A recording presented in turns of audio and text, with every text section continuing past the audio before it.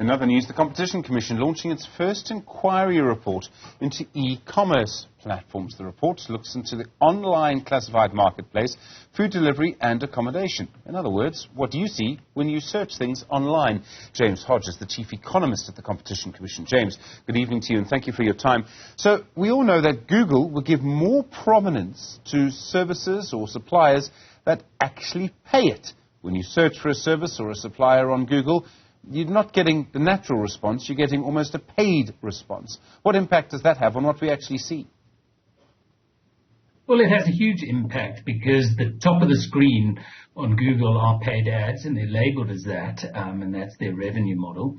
But it means that those who have the most money to pay to appear on the top do so, and we know from the evidence we've seen in this inquiry, consumers tend to click near the top of the page. They rarely scroll down, and if they do, they certainly don't go to the next page. So these large businesses and global businesses can, with large budgets, dominate that space to the exclusion sometimes of smaller platforms and South African platforms for that matter. Google is a Goliath. I mean, it's a massive, massive international company. I know you have more than a slingshot, James, but what measures are you taking against it? Well, we've got a range of measures, and I think what's important, Stephen, in a market inquiry is that one looks at features of a market, not just deliberate efforts to frustrate competition, but actually just things that are incidental byproducts of a business model. And that's exactly the case, I think, with Google and its revenue model, is that it does benefit the platforms that can pay. So we have introduced a number of remedies aimed at improving the visibility and discoverability of South African platforms, and also within South Africa, the smaller platforms, not just your big ones that can also occupy that space. So this includes things like South African identifiers, so consumers know what is a South African platform if they want to support South African, filters for South African platforms, and a special unit, much like you see when you go for shopping and you get a carousel at the top of your Google search screen, one of those that will display South African platforms relevant to your search criteria. And then lastly, a considerable amount of advertising credits to enable companies to also compete for that paid advertising and get the same sort of leg up that other platforms get. So it won't actually change what we see in terms of their search results. The paid-for results would still probably be quite high.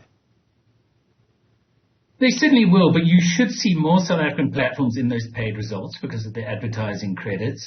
You should see filters and maybe a South African flag identifier so you know what are South African platforms in your search. And you should get in your free results that prominent display of South African travel, shopping type sites as well. So it will impact on Google in South Africa. That will look different for certain searches compared to the rest of the world. You also made findings against Booking.com. If you start to type in Cape Town, you're probably going to get a hit for Booking.com. What findings have you made against them? They really dominate the accommodation space. They do, and I think they partly got to that position because of their use of Google marketing. So partly addressing the Google marketing side gives the South African travel platforms a fair shot at competing with Booking.com on Google for customer attention.